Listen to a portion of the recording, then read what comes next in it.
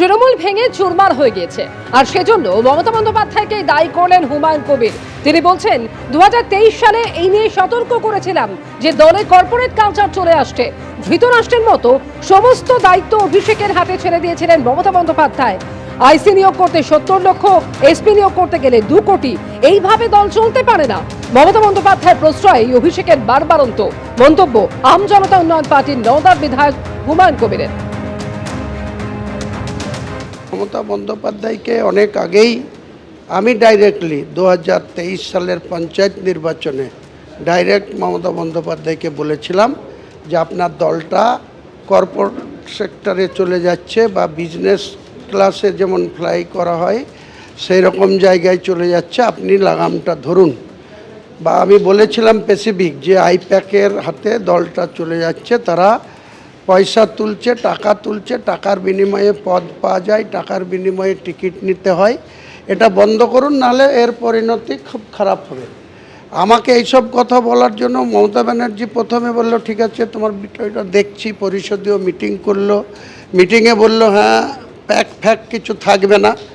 ঠিক 1.5 মাসের মাথায় সেই মমতা ব্যানার্জি আবার এখানে মিটিং করে একই হলে বলল আইপ্যাককে নিয়ে চলতে হবে। তো মমতা ব্যানার্জির দল আজকে যে পরিণতি হয়েছে এর জন্য মমতা ব্যানার্জি নিজে দায়ী। অভিষেকের পাল্লায় পড়ে অন্ধ ধৃতরাষ্ট্রের মতো অভিষেককে যে পাওয়ার ছেড়ে দিয়েছিল, একটা আইসি নিয়োগ করতে গেলে 70 লাখ, একটা এসপি নিয়োগ করতে গেলে 2 কোটি, এইভাবে কোনো দিন একটা দল চলতে পারে না। সেই সুযোগটা এলওপি নিয়েছে। 4 বছর ধরে আমরা দেখেছি অনেকবার সতর্কীকরণ করার, বা আমরা আমাদের ক্ষুদ্র ব্যক্তি, আমরা আমাদের গ্রামগঞ্জে থাকি, তাদের কি পরিস্থিতি হচ্ছে, কিভাবে প্রশাসন চলছে, আমলাতান্ত্রিক হয়ে গেছিল পুরোপুরি টিএমসি দলটা। এই পরিণতির জন্য আপনি কাকে বেশি দায়ী করবেন, অভিষেক বন্দ্যোপাধ্যায় না মমতা বন্দ্যোপাধ্যায়? মমতা বন্দ্যোপাধ্যায়ের প্রশ্রয় ছাড়া অভিষেক বন্দ্যোপাধ্যায়ের একটা পা ফেলার ক্ষমতা ছিল না। তাহলে আমি তো মমতা বন্দ্যোপাধ্যায়কেই দায়ী করব। আমরা তো বারবার বলেছিলাম, আমি নিজে বলেছি, চেম্বারে গিয়ে বলেছি, হাউসের ভিতরে বলেছি, দিদি এই হচ্ছে, আপনি সতর্ক হন। বলছে দেখছি, অভিষেককে বলে দিচ্ছি, অভিষেকের কাছে যাও। গতকাল আমরা দেখলাম মমতা বন্দ্যোপাধ্যায়ের কথা অগ্রাহ্য করে তৃণমূলের সংখ্যাগরিষ্ঠ বিধায়করাই গড়লেন আসল তৃণমূল। বিদ্রোহীদের তালিকায় রয়েছেন জাভেদ খান, অরূপ রায়, আখরুজ্জামান, সাবিনা ইয়াসমিন, গোলাম রব্বানী, চন্দ্রনাথ সিনহা, শিউলি সাহারা। ভোটে বিপর্যয়, আর তারপরই তাসের ঘরের মতো ভেঙে পড়ল তৃণমূল। মমতা বন্দ্যোপাধ্যায়ের কথা অগ্রাহ্য করে তৃণমূলের সংখ্যাগরিষ্ঠ বিধায়করাই গড়লেন আসল তৃণমূল। এই পশ্চিমবঙ্গ অষ্টাদশ বিধানসভার ভেতরে হাসফুলের প্রতীকে যারা জিতেছেন তার মধ্যে 2/3 বেশি বিধায়ক হচ্ছে আমরা।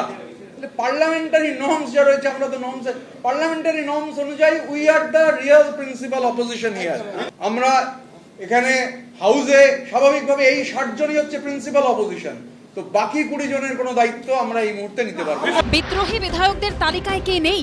জাভেদ খান, অরূপ রায়, আখরুজ্জামান, সাবিনা ইয়াসমিন, গোলাম রব্বানী, রথিন ঘোষ, চন্দ্রনাথ সিনহা, শিউলি সাহার মতো মমতা বন্দ্যোপাধ্যায়ের আমলে হাফ ডজনের বেশি মন্ত্রী ছাড়াও বীরভূমের কাজল শেখ, বর্ষিয়ান বিধায়ক সমর মুখোপাধ্যায়, ইমানি বিশ্বাস, নিয়ামত শেখ, গুলশান মল্লিক, প্রসূন বন্দ্যোপাধ্যায়, তৌসিফ উর রহমানের মতো বিধায়করা রয়েছেন। মিটিংয়ে ডেকেছে, চিঠি দিয়েছে, ফোন করেছে, সেই কারণে মিটিংয়ে এসেছি। মে মাসের 3 তারিখ অবধিও যে তৃণমূলে মমতা বন্দ্যোপাধ্যায় ছিলেন শেষ কথা, সেই তাঁকেই এখন নিছক পরামর্শদাতা হিসেবে দেখতে চাইছেন বিদ্রোহী বিধায়করা। মাননীয়া মমতা বন্দ্যোপাধ্যায়কে আমাদের এই পরিষদীয় দলের প্রধান পরামর্শদাতা হিসেবে থাকবার অনুরোধ জানাচ্ছি। তিনি অ্যাডভাইস করুন, উপদেষ্টা হিসেবে থাকুন, আমাদের কাজ করতে দিন। 2011 সাল থেকে তৃণমূলকে ঢালাও ভোট দিয়েছে মুসলিমরা। মুসলিমদের স্থায়ী ভোট ব্যাংক হিসেবে ধরে নিয়েছিলেন মমতা বন্দ্যোপাধ্যায়, কিন্তু এবারের ভোটে তার সেই ধারণা ভেঙেছে। মুসলমানদের একটা বড় অংশ এবার সিপিএম, কংগ্রেস কিংবা বিজেপিকে ভোট দিয়েছে। এরপর ফলতার পুনর্নির্বাচনও দেখিয়ে দিয়েছে মুসলমান ভোটাররা তৃণমূলের স্থায়ী সম্পত্তি নয়। প্রায় 30% সংখ্যালঘু ভোট থাকা ফলতায় জামানত জব্দ হয়েছে তৃণমূলের। ক্ষমতার কাছাকাছি আজকে মমতা বন্দ্যোপাধ্যায় নেই, তাই মমতা বন্দ্যোপাধ্যায়ের শাস্তে মুসলিম যারা জনগোষ্ঠী তারাও ক্রমশ তার হাত থেকে সরে আসছে।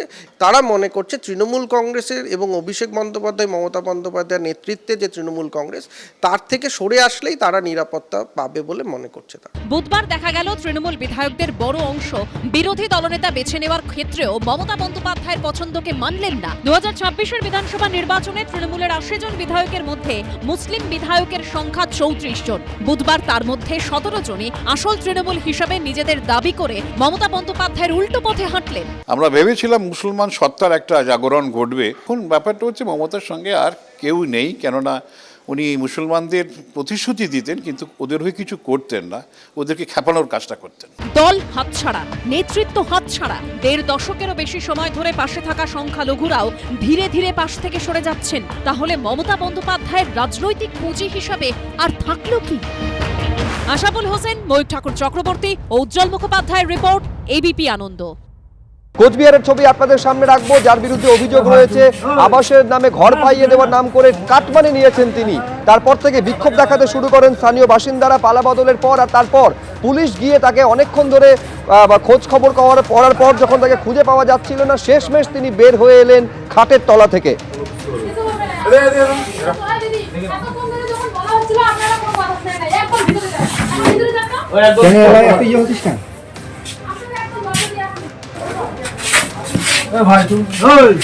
আমরা আছি তো না বাইরে বাইরে বাইরে বাইরে তাদের বাইরে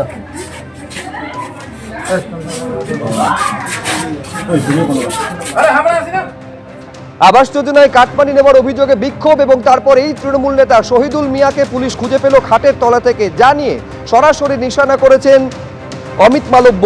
পোস্টে তিনি লিখছেন, সরকারি বাড়ি তৈরির নামে 5,000 টাকা থেকে 20,000 টাকা কাটমানি নিতেন শহীদুল মিয়া। কাকদ্বীপ, নামখানার পর মাথাভাঙা সব জায়গাতেই কাটমানি আর দুর্নীতি। যারা একসময় গরিব মানুষকে শোষণ করেছে তাদের খাটের তলায় লুকিয়ে থাকাও এখন দুষ্কর।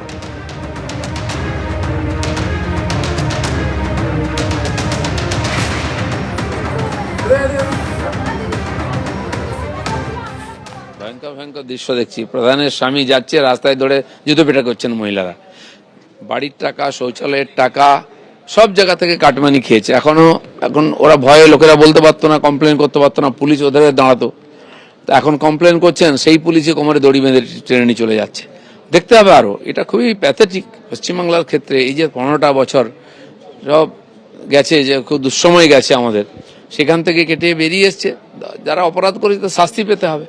এবিপি আনন্দ, এগিয়ে থাকে, এগিয়ে রাখে।